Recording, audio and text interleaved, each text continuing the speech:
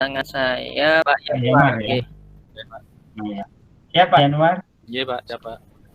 Iya, dipersilahkan Agus kalau ada yang ingin disampaikan terlebih dahulu dipersilahkan.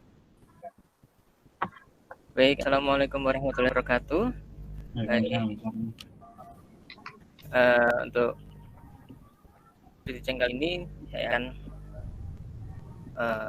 menyampaikan mata pelajaran bahasa Indonesia khususnya teks berita. Baik, langsung saja dimulai.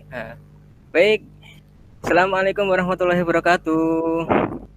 Waalaikumsalam warahmatullahi wabarakatuh. Alhamdulillahilladzi adhaba anal hasan inna rabbana laghafurun syakur. Alhamdulillahilladzi hadana li hadza wa ma kunna linahtadiya laula an hadanallah. Laqad ja'a rasulur rabbina bil haqq wa nu'tu antilkumul jannatu uristumuha bima kuntum ta'malun. Asyhadu an la ilaha illallah wa asyhadu anna Muhammadan abduhu wa rasuluhu sallallahu alaihi wasallam. Baik, pertemuan pada pagi hari ini, sebelumnya bagaimana kabar hari ini anak-anak? Baik, Pak. Alhamdulillah baik, Pak. Sehat ya? Baik, Pak. Baik. Sudah pada sarapan ya? Sudah pada sarapan ya? Belum, Pak. Sampun. Belum. Sampun, ada yang sudah, ada yang belum. Nah, jadi untuk pertemuan pada pagi hari ini saya harapkan siap ya. Nanti yang belum sarapan besok-besok jangan diulangi, nanti malah ngantuk. Oke, Pak, siap. Nah, untuk pembelajaran pada pagi hari ini akan saya lanjutkan pembelajarannya. Ketika kemarin kita sudah membahas masalah pengertian teks berita dan kemudian unsur-unsurnya. Nah, sekarang kita akan masuk kepada, sebentar, saya tampilkan terlebih dahulu. Apakah sudah terlihat, anak-anak? Sampun, Pak. Nah, baik. Nah, namun sebelumnya ya, ini sebelum kita awali pembelajaran pada pagi hari ini, tolong Yanuar, tolong dipimpin doa terlebih dahulu. Siap. Mari kita berdoa terlebih dahulu. Berdoa mulai.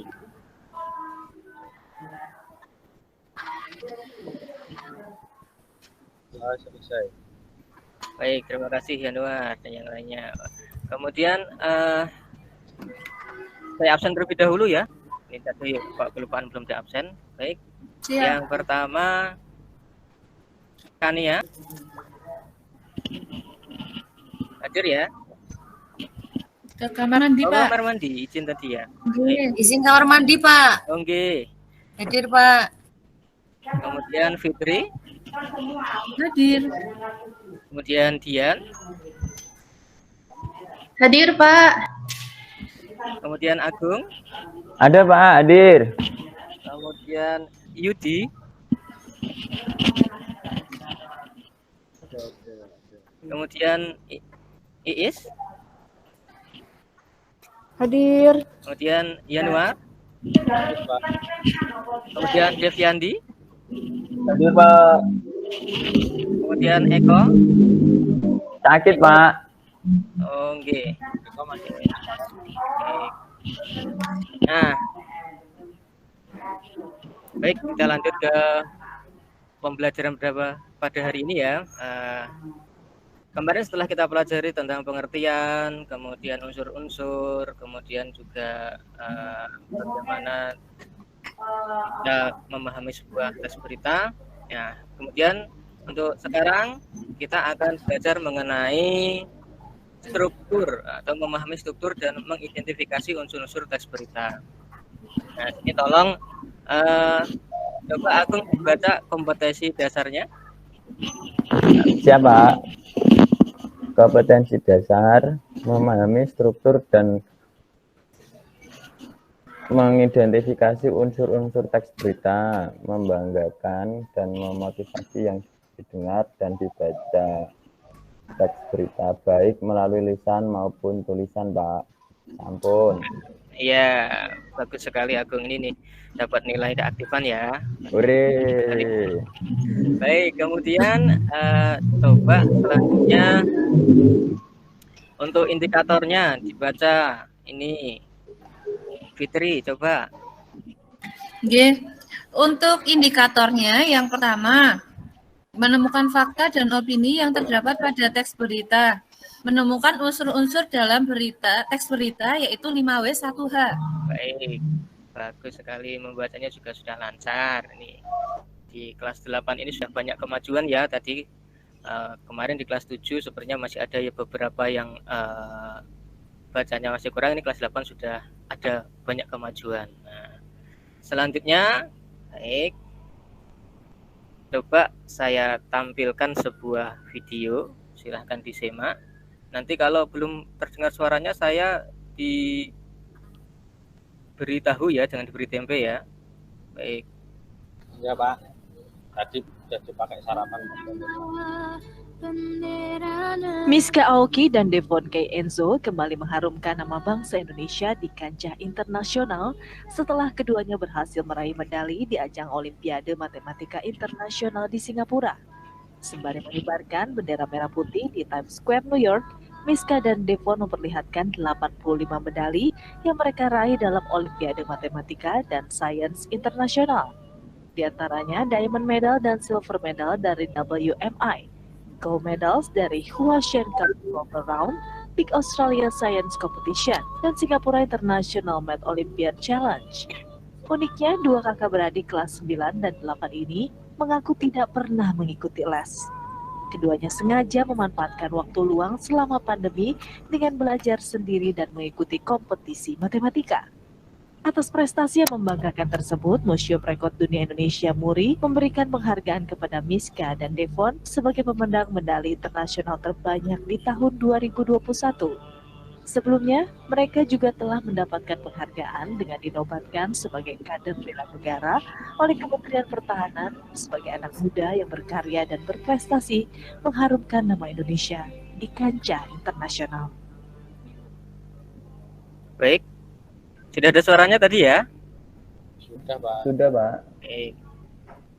Sudah paham mengenai video tersebut? Apa yang kalian dapatkan dari tayangan tadi, dari berita yang saya tayangkan? Ada yang tahu? Juara, Pak. Juara ya? prestasi Pak, yang mendapatkan medali Pak. Tahu judul dari berita tersebut apa? Adik kakak yang membanggakan Indonesia, Pak. Ya, bagus sekali. Siapa ini tadi? Deviandi, Pak. Oh, ya bagus sekali ya, Deviandi. Dapat nilai keaktifan. Untuk selanjutnya ini apa yang kalian dapatkan dari tayangan tersebut? Informasi apa? Kakak beradik Pak yang menang Olimpiade. Nah, baik, kakak beradik yang memenangkan Olimpiade. Ada yang tahu siapa nama dari kakak beradik tersebut?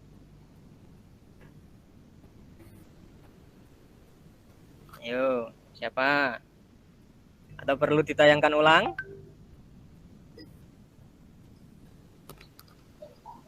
Iya Pak, Ulangi, boleh. Pak. Saya ulangi ya, tolong diperhatikan baik-baik ya. Ruwet, Pak, Nah, namanya. ini tadi efek belum sarapan ya, belum bisa fokus ya. Jadi saya ulangi sekali lagi, disimak baik-baik agar mendapatkan informasi dari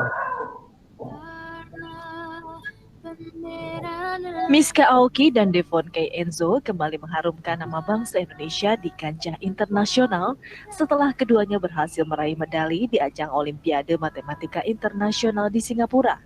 Sembari mengibarkan bendera merah putih di Times Square, New York, Miska dan Devon memperlihatkan 85 medali yang mereka raih dalam Olimpiade Matematika dan Sains Internasional.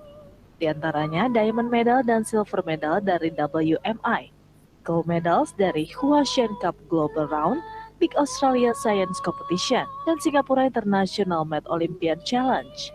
Uniknya, dua kakak beradik kelas 9 dan 8 ini mengaku tidak pernah mengikuti les. Keduanya sengaja memanfaatkan waktu luang selama pandemi dengan belajar sendiri dan mengikuti kompetisi matematika. Itu tadi sudah saya ulangi. Ayo, ada informasi apa yang bisa diterima yang disampaikan tadi? Kemarin kan sudah saya jelaskan mengenai unsur adik simbanya apa, siapa, atau bisa kata lain 5W1H itu. Yang tahu? Ingatnya Miska tadi Pak namanya Pak, yang satu Ruwet Pak namanya Pak. Oh, yang satu namanya Ruwet. Namanya Ya, Evon apa Devon gitu loh tadi Pak. Ya, Devon. Miska Oki sama Devon K Enzo Pak. Oh ya, Wah. teliti sekali ini berarti. Ayo Pak, ayo Pak. Namanya susah ya karena memang nama-nama anak sekarang itu luar biasa sekali ejaannya. Baik, selanjutnya ya untuk ini kemarin kita sedikit mengingat pembahasan yang kemarin yaitu mengenai pengertian dari teks berita. Berita adalah informasi seputar peristiwa luar biasa yang terjadi pada suatu waktu atau aktual. Ya, seperti itu. Kemudian kemarin juga sudah kita bahas bersama mengenai adik Simba. Nah, coba di sini Pak Yudi jelaskan apa itu adik Simba.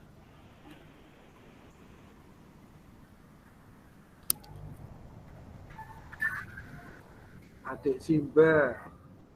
Adik Simba itu A, apa? D, di mana? K, kapan? C, isinya siapa? M, mengapa? B, bagaimana? Iya, bagus sekali. Ini Yudini sudah paham sekali dengan adik Simba. Jadi depannya ini sudah bisa memahami ya tentang bagaimana cara mencari unsur-unsur berita. Baik. Kemudian untuk bahasa atas berita ini termasuk ragam bahasa jurnalistik ya. Berikut ini beberapa ciri dasar ragam bahasa jurnalistik yaitu singkat, padat, lugas, menarik, dan sederhana seperti itu. Dan kemarin kita juga sudah bahas mengenai piramida terbalik ya. Secara umum teks berita memiliki struktur seperti itu juga. Nah, coba dibaca di sini. Iis coba dibaca struktur dari piramida terbalik. Oke Pak, struktur dari piramida terbalik diawali dari kepala berita atau head. Isinya itu judul berita utama. Kemudian ada teras atau lead, isinya itu satu paragraf pembuka yang memuat intisari berita atau berisi poin dari adik Simba. Yang ketiga, tubuh atau body, isinya bagian isi yang menjelaskan unsur adik Simba. Kemudian yang terakhir, kaki atau leg, isinya itu penutup berupa simpulan. Baik. Oke Pak. Ya, terima kasih Is. Oke Pak. Kemudian juga bahasa yang digunakan dalam teks berita itu harus baku atau sesuai dengan standar bahasa Indonesia. Nah, selanjutnya yang akan kita bahas adalah ini karena kita sudah paham mengenai struktur teks berita, kemudian kita sekarang mengidentifikasi unsur-unsur teks berita. Ya, baik. Coba Dian dibaca mengenai fakta dan opini. Baik Pak, fakta dan opini sejadinya mempunyai pengertian yang jauh berbeda. Namun kedua istilah tersebut kerap saling berdampingan karena memiliki keterkaitan. Maka dari itu penting untuk mengerti dan memahami perbedaan antara fakta dan opini.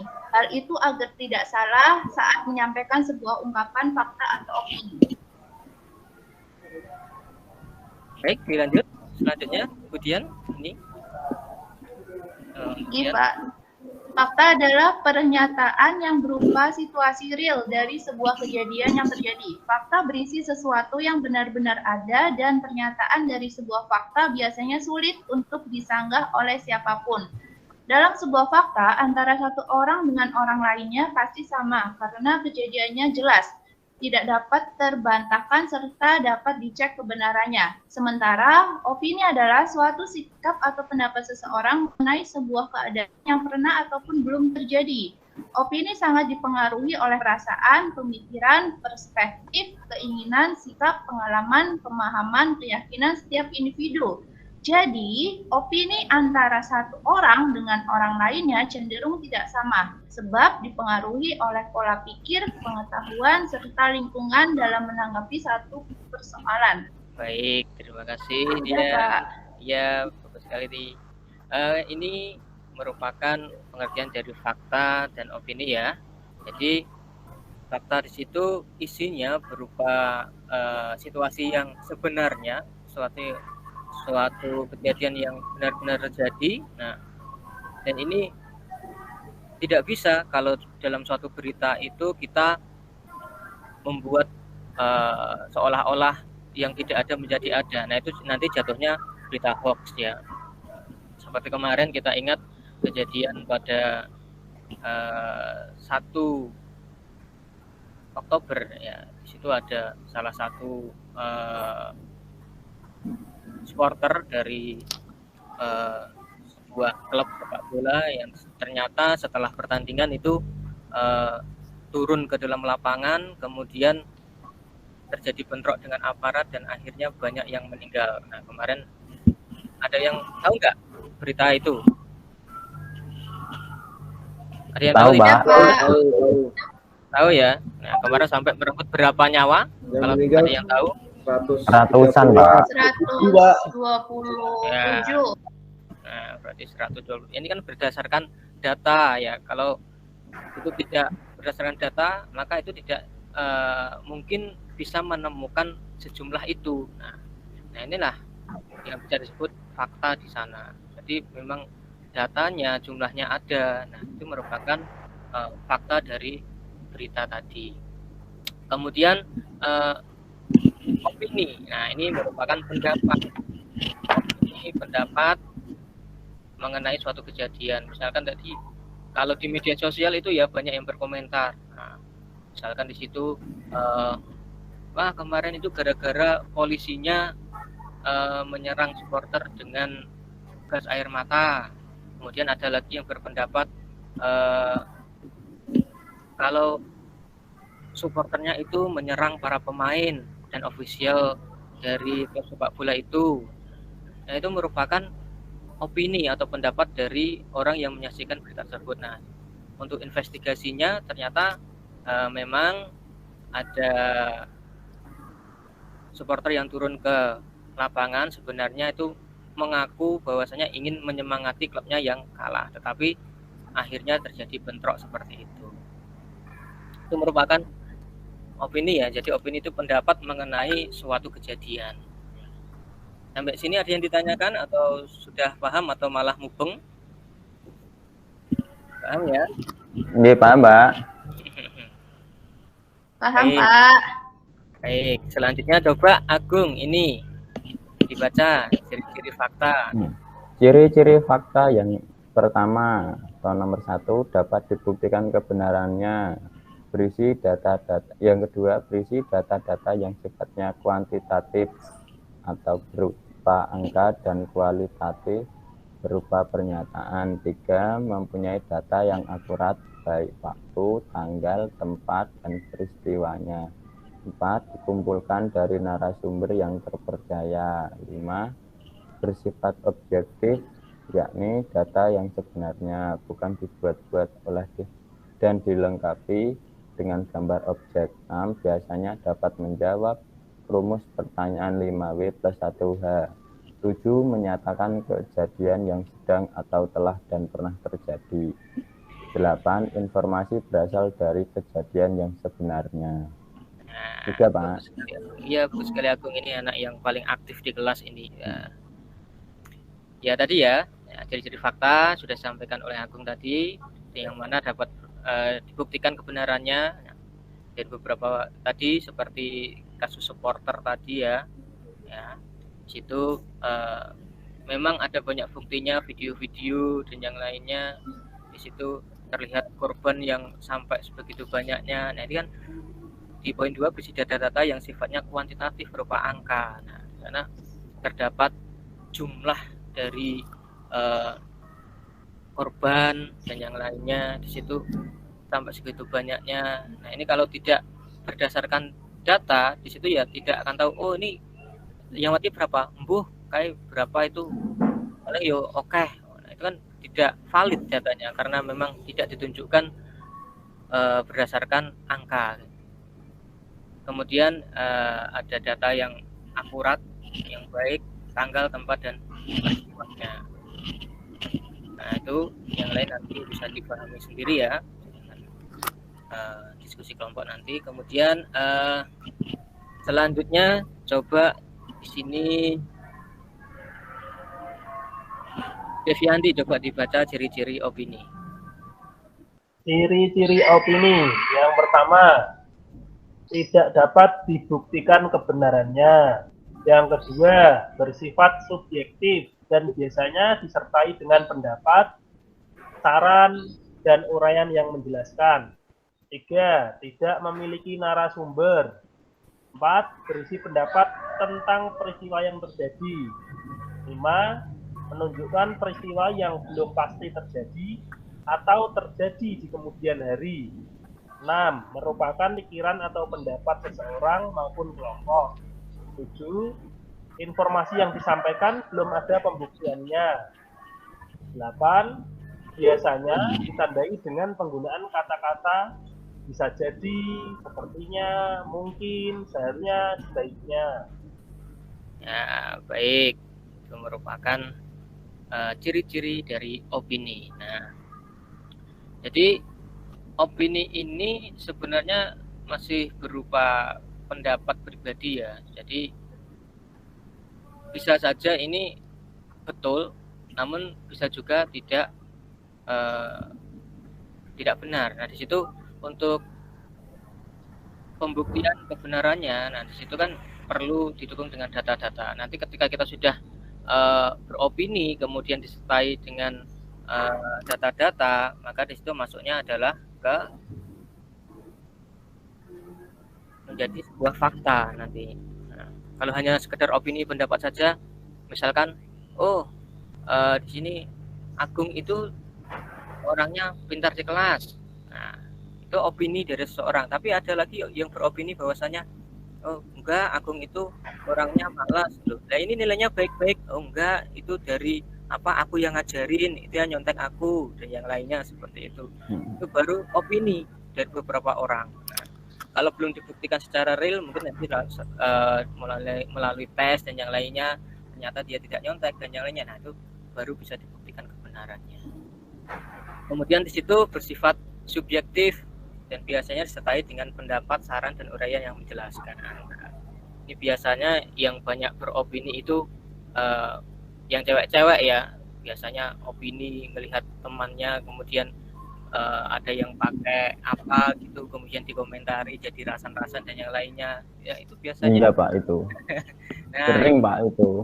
Seringnya itu ya, makanya. Iya Pak. Seringnya orang beropini, kadang belum ditabayun, belum di cross check kebenarannya, kemudian sudah disebarluaskan. Nah, seperti itu yang salah, nanti jatuhnya hoax ya. Jadi kita juga harus hati-hati beropini. Kalau beropini untuk diri sendiri nggak masalah, tetapi kalau beropini kemudian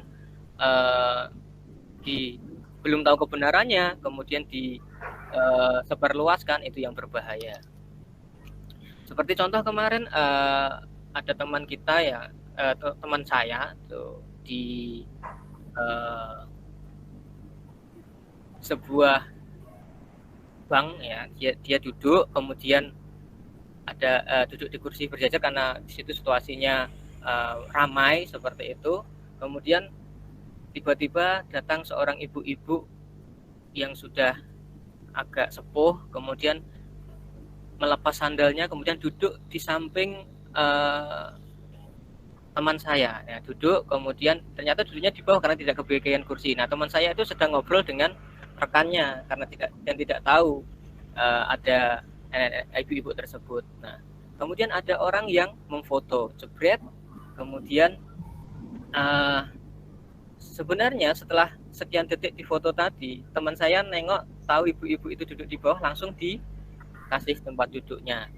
Nah, tetapi karena sekian detik itu sudah difoto, kemudian di-share di Facebook dengan caption yang, oh begini ya, orang yang berseragam tetapi akhlaknya tidak sesuai dengan akhlaknya, tidak punya toleransi, tidak punya rasa kemanusiaan. Nah, di situ komentar-komentarnya itu banyak orang yang beropini. Nah, oh ngono ya, ternyata wong seragam ini seperti itu, berseragam seperti itu dan yang lainnya. Nah, di sini kan hanya opini saja, hanya pendapatnya saja. Mereka tidak tahu kejadian setelahnya, kan seperti itu. Nah, makanya kita harus hati-hati dalam beropini. Ya anak-anak ya? Iya, Pak. Siap, Pak.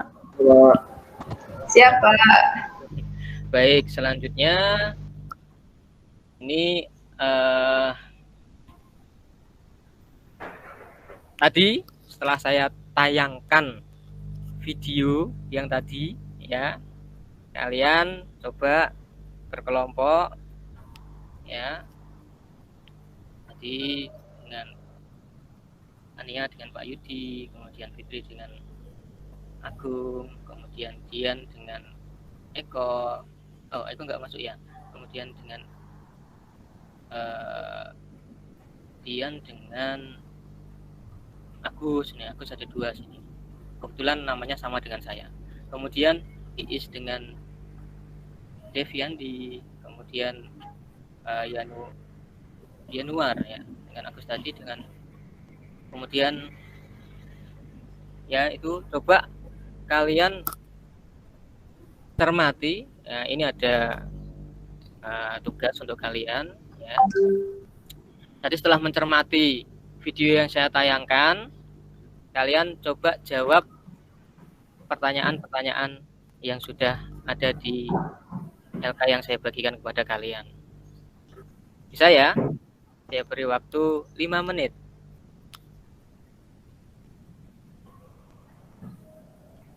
Nanti perwakilan kelompok nanti yang mewakili kelompok, tapi semuanya mengerjakan dulu. Jadi, yang lain bisa menanggapi.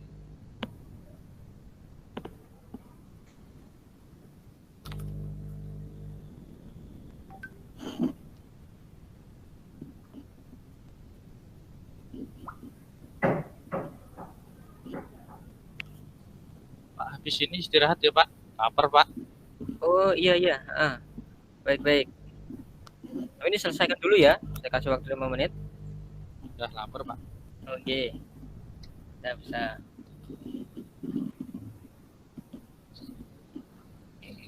Tapi ada yang sudah selesai? Mungkin Fitri mungkin mau menyampaikan?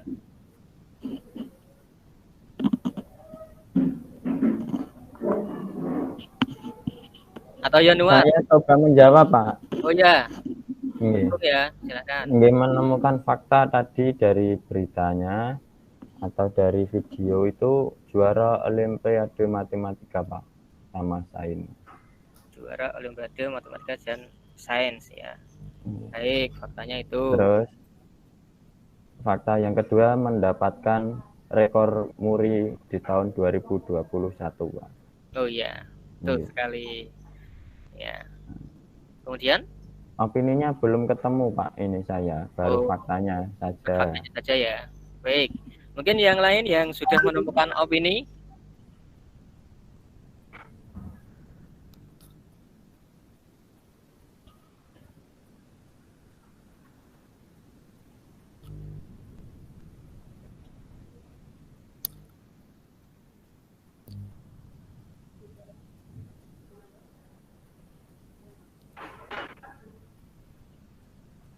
Mungkin Januar mungkin sudah menemukan opini.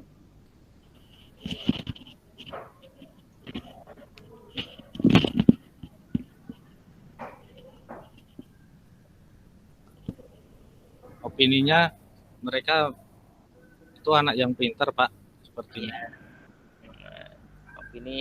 opininya mereka anak yang pintar ya.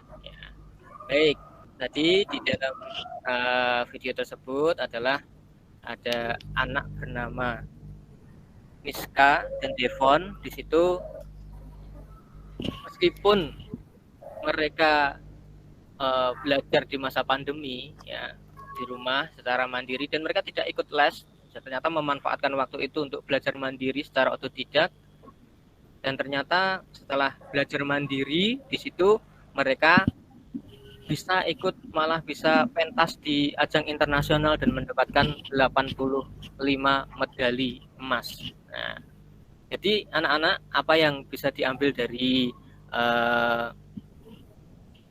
kisah dari Devon dan Miska tadi? Intinya adalah kita harus selalu belajar ya, dimanapun dan bagaimanapun keadaannya. Tidak harus ketika dia harus menunggu diperintah untuk belajar, kemudian besok harus ada ulangan baru belajar. Tidak seperti itu, tetapi kita harus menghobikan membaca, menghobikan belajar. Baik, karena berarti kita nggak usah les ya Pak ya? Ya, kalau diperlukan bisa les, tetapi terbukti ini Miska dan Devon ini tanpa les sekalipun, dengan dia tekun belajar ternyata bisa meraih medali emas. Tapi ya tidak seperti itu ya. Kalau memang kita kemampuan kita kan berbeda-beda. Saya les saja belum tentu pinter kok Pak. Iya, maka dari itu harus lebih rajin belajarnya ini berarti ya. Iya. Baik, karena sudah istirahat, kita tutup pertemuan kali ini dengan berdoa. Baik, untuk Yanuar tolong dipimpin doa.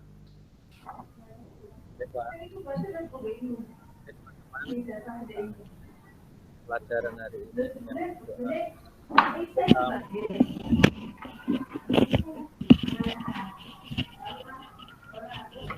selesai. Baik, terima kasih anak-anak semuanya. Semangatnya luar biasa sekali. Kita akan bertemu lagi pada kesempatan berikutnya. Saya akhiri. Wassalamualaikum warahmatullahi wabarakatuh. Waalaikumsalam warahmatullahi wabarakatuh. Terima kasih Pak Gus.